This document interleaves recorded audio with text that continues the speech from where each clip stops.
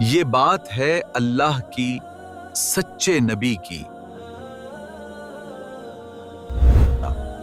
جن کا نام حضرت نوح علیہ السلام ہے۔ حضرت ادریس کے آسمان پر اٹھائے جانے کے بعد ہمارے دلوں میں ایک عجیب سی خلا اور کمزوری آ گئی ہے۔ اب ہم اکیلے ہیں۔ لوگوں، دیکھو تمہارا رہنما ادریس کہاں چلا گیا۔ آؤ میری بات مانو، میں تمہیں یہ پتھر دوں گا، یہ ہمیشہ تمہارے درمیان رہیں گے۔ ہاں، یہ اچھی بات ہے۔ ہم ان پتھروں کے سامنے بیٹھ کر ان کا ذکر کیا کریں گے۔ ان کی شکلیں ہمارے رہنماؤں جیسی ہیں۔ یہی ہمارے خدا ہیں، انہی کی بدولت ہمیں سب کچھ ملتا ہے۔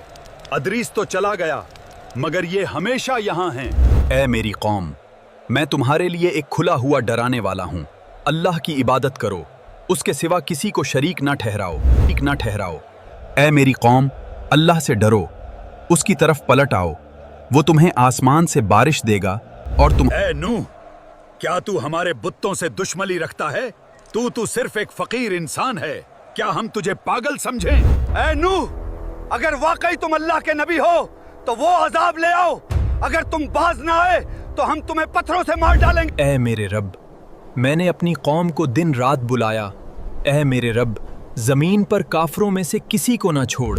اللہ کے حکم سے اس کشتی کو مضبوط بناؤ بھائیو، یہی ہماری نجات کا ذریعہ بنے گی جب اللہ کا عذاب آئے گا۔ واہ نوح، اب تم بوڑھے ہو گئے ہو اور صحرا میں کشتی بنا رہے ہو؟ کیا یہاں کوئی دریا ہے جو اسے چلائے گا؟ جس طرح تم آج ہم پر ہنستے ہو، کل ہم تم پر ہنسیں گے جب عذاب تمہیں گھیر لے گا۔ اے میری امت، سنو میری بات، تندور سے پانی نکل آیا ہے، یہی وقت ہے فوراً اس کشتی میں سوار ہو جاؤں۔ ہائے غضب، سب لوگ جلدی بھاگو، نوح کی کشتی کی طرف دوڑو، اللہ کا عذاب آ گیا ہے۔ جلدی آؤ، اللہ کے حکم سے ہر جانور کا جوڑا کشتی میں داخل ہو جائے، آسمان اور زمین مل کر پانی برسا رہے ہیں۔ اے میرے بیٹے، ہمارے ساتھ سوار ہو جا، کشتی میں آ جا تاکہ تو بچ جائے۔ میں تمہارے ساتھ نہیں آؤں گا، میں کسی پہاڑ کی چوٹی پر پناہ لوں گا، وہ مجھے پانی سے بچا لے گا۔ آج اللہ کے حکم سے کوئی چیز بچانے والی نہیں سوائے اس کے جس پر وہ رحم کرے۔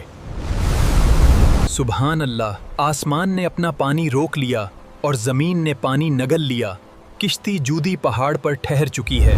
اے اللہ کے نبی، زمین پر پانی اتر گیا ہے، یہ زیتون کا پتا دیکھیے، خشکی ظاہر ہو چکی ہے۔ الحمدللہ رب العالمین۔ یا اللہ، تو نے اپنی رحمت سے ہمیں اس ہولناک طوفان سے نجات دی، آج زمین پر زندگی کا نیا آغاز ہو رہا ہے۔ ہمیشہ یاد رکھنا میرے بچوں، یہ نجات اللہ کی عظیم نعمت ہے۔